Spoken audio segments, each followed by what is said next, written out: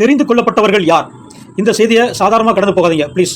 ஏன்னா அழைக்கப்பட்டவர்கள் அநேகர், தெரிந்து கொள்ளப்பட்டவர்களோ சிலர் அப்படின்னு வசனம் சொல்லுது. மார்க் 3:14 படி இயேசு 12 பேரை தெரிந்து கொண்டு அவர்கள் தம்மோடு கூட இருக்கவும் பிரசங்கம் பண்ணும்படியாக அவர்களை அனுப்பவும் வியாதிகளை குணமாக்கி பிசாசுகளை துரத்தும்படி அவர்கள் அதிகாரமுடையவர்களாக இருக்கும்படி அவர்களை ஏற்படுத்தினாராம். அப்படின்னா தெரிந்து கொள்ளப்பட்டவர்கள்னா இந்த வேலையை செய்வாங்களாம்.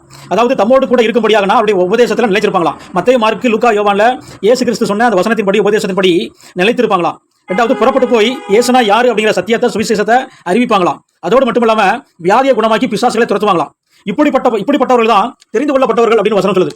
அதாவது ஒரே வார்த்தையில சொல்லணும்னா யோவான் 8:32 படி அவருடைய சீசர்கள் தான் தெரிந்து கொள்ளப்பட்டவர்கள். அதனாலதான் 1 பேதுரு 2:9 சொல்கிறது, நீங்களோ உங்களை அந்தகாரத்தில் நின்று தம்முடைய ஆச்சரியமான ஒளியிடத்திற்கு வரவழைத்தவருடைய புண்ணியங்களை அறிவிக்கும்படிக்கு, அதாவது இருளில் இருந்து வெளிச்சத்துக்கு கொண்டு வந்த இயேசுடைய புண்ணியங்களை அறிவிக்கும்படிக்கு, அவர் சிந்தின ரத்தத்தை சொல்லும்படிக்கு, பாவ மன்னிப்பை அறிவிக்கும்படிக்கு, நித்திய ஜீவனை அறிவிக்கும்படிக்கு தெரிந்து கொள்ளப்பட்ட சந்ததியா இருக்கிறோமா. அதனாலதான் சீசர்களுக்கு கிறிஸ்தவர் என்கிற பேர் வழங்கப்பட்டது அப்படின்னு அப்போஸ்தலர் 11:26